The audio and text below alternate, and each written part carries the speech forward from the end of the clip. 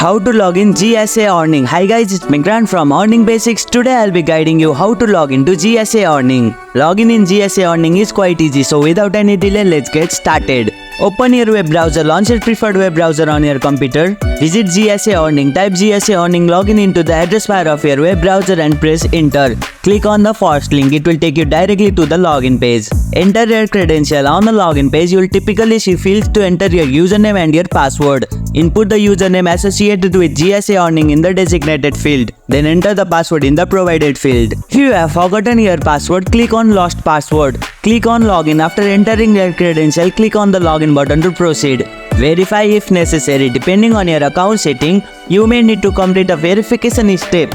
This could involve entering a verification code sent to your email or phone number. And here you go, it's done. If you liked our video, press the thumbs up and share button. If you have any question, comment down below and don't forget to subscribe the channel for more tutorials.